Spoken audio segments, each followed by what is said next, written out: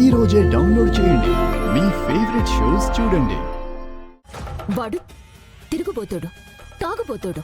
అలాంటి వాడు భర్త అయితే నా చెల్లెలి జీవితాంతం నరకం అనుభవించాలి. అంత కర్మ దానికేం పట్టలేదు. ఏమి రాయాలో చెప్పండి, నేనే స్వయంగా రాసిస్తాను. మీరది తీసుకెళ్లి పోలీస్ స్టేషన్లో కేసు పెట్టండి. మీ వివరాలు ఓ కంప్లైంట్గా రాసివ్వండి. ముందు విడాకులకు అప్లై చేసి అలాగే కంప్లైంట్ తీసుకుని స్టేషన్కి కూడా ఫార్వర్డ్ చేస్తా.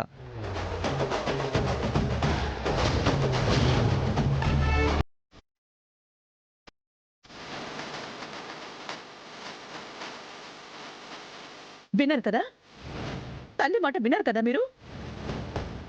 సరే,